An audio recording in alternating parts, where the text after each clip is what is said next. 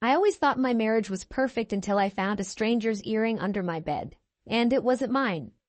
For 10 years, I believed I was the luckiest woman alive. My husband, Daniel, was charming, successful, and the kind of man who still brought me coffee in bed on Sunday mornings.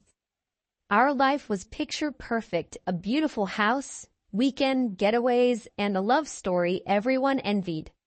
Sure, we had the occasional argument, but who doesn't? Whenever I voiced concerns about him working late or texting at odd hours, he'd kiss my forehead and laugh. "You're overthinking, babe. I'd never do anything to hurt you." And I believed him, until the day everything unraveled. It started with the earring. A delicate silver stud, nothing fancy, but definitely not mine.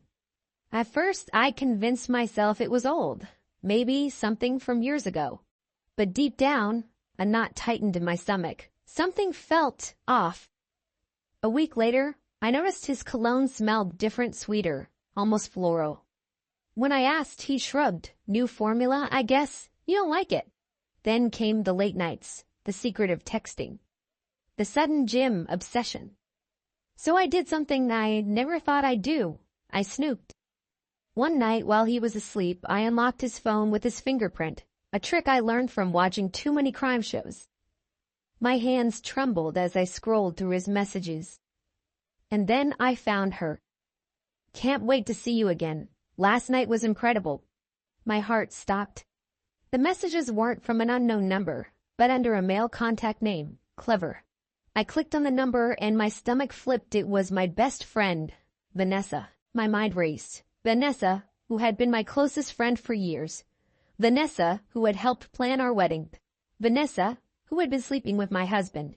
I wasn't one for dramatic confrontations, but this wasn't a movie. This was my life, and I wanted the truth. The next morning, I played it cool.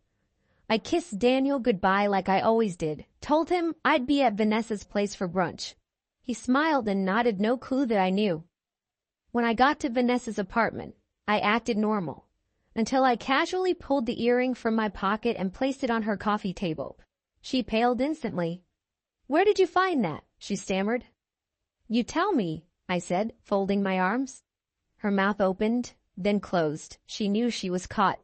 And then, as if she had rehearsed this moment, she sighed dramatically and said, "You deserve to know the truth." The truth, as if I didn't already know. For 6 months, they had been sneaking around behind my back. 6 months. It started as harmless flirting, but escalated into something more. She tried to justify it.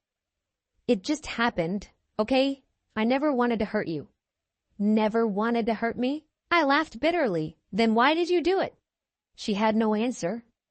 I stormed out, my heart racing.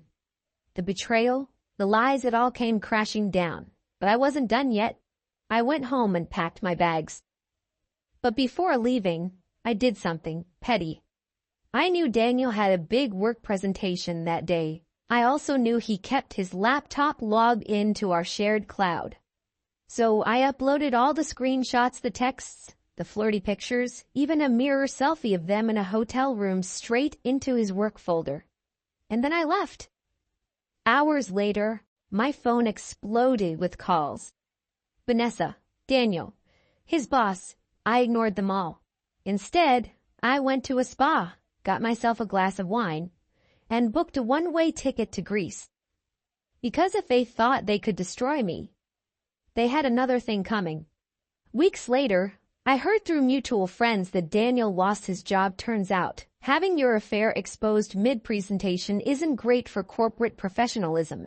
Vanessa, she tried reaching out, but I blocked her everywhere. As for me, I was sipping cocktails on a beach, realizing that the perfect marriage I thought I had was nothing but an illusion. And I was finally free.